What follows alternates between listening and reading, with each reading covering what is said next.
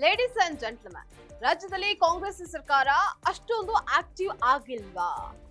ಜನರಿಂದ ವಿಶ್ವಾಸವನ್ನ ಕಳೆದುಕೊಂಡಿದ್ಯಾ? ಸರ್ಕಾರದ ನಡವಳಿಯಿಂದ ಜನ ಬೇಸತ್ತು ಹೋಗಿದಾರ? ಹೇಗಂತ ಹೊಸ ಬಾಂಬ್ ಅನ್ನ ಸಿಡಿಸಿದ್ದಾರೆ ಕೇಂದ್ರದ ಪ್ರಭಾವಿ ಮಂತ್ರಿ ಎಚ್.ಡಿ. ಕುಮಾರಸ್ವಾಮಿ ಅವರು. ಇದು ಹೇಗ್ ಸಾಧ್ಯ? ವೀಕ್ಷಕರೇ, ನೆಲ ಜಲ ಭಾಷೆಗಾಗಿ ಪ್ರಾಮಾಣಿಕ ಪತ್ರಿಕೋದ್ಯಮ. ನೀವು ನೋಡ್ತಾ ಇದ್ದೀರಾ ಫೋಕಸ್ ಟಿವಿ. ನಾನು ಸ್ಮಿತಾ.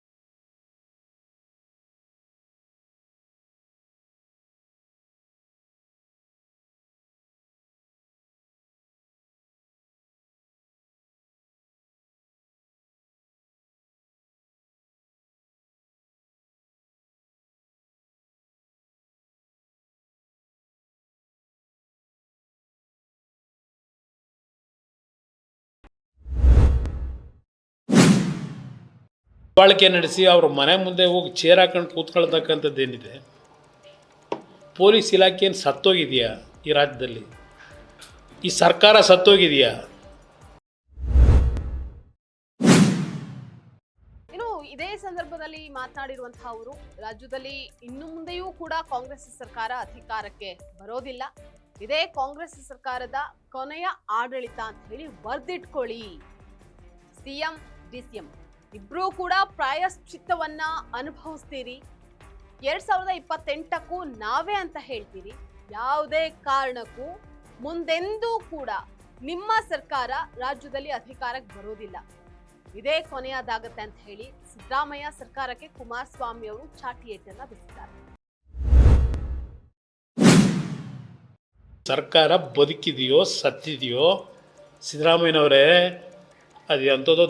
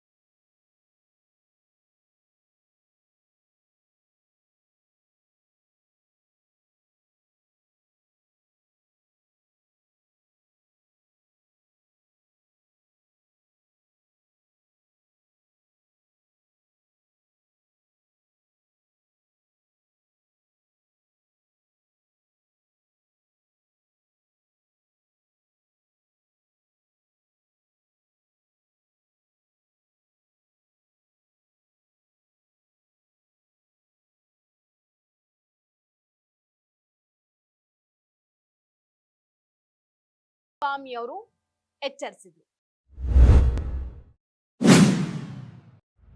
ಹೋಮ್ ಮಿನಿಸ್ಟ್ರಿ ಕೇಳಲಿಕ್ಕೆ ಬಯಸ್ತೀನಿ, ನಿಮ್ಮ ಅಂದಚಂದದ ಮಾತು ಬಿಡಿ, ಅದರಿಂದ ಇಲಾಖೆ ನಡೆಸಲಿಕ್ಕಾಗಲ್ಲ.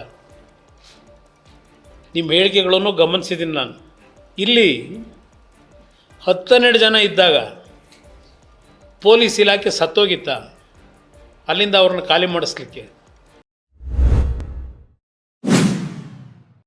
ಒಟ್ಟಾರೆ ಪ್ರತಿ ಬಾರಿಯೂ ಅವಕಾಶ ಸಿಕ್ಕಾಗೆಲ್ಲ ಸರ್ಕಾರದ ಮೇಲೆ ಮುಗಿ ಬೀಳ್ತಾ ಇರುವಂತಹ ಕುಮಾರಸ್ವಾಮಿ ಈ ಬಳ್ಳಾರಿ ಬಾಬುಗಳ ಗಲಾಟೆಯನ್ನೇ ಬಂಡವಾಳ ಮಾಡ್ಕೊಳ್ಳೋದಕ್ಕೆ ಮುಂದಾಗಿದ್ದಾರೆ.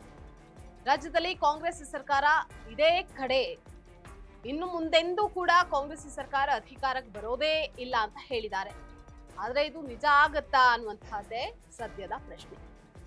ಇದಾಗಿತ್ತು ಇವತ್ತಿನ ಫೋಕಸ್ ಸ್ಪೆಷಲ್ ಸ್ಟೋರಿ. ನೆಲ ಜಲ ಭಾಷೆಗಾಗಿ ನೋಡ್ತಾ ಇರಿ ಫೋಕಸ್.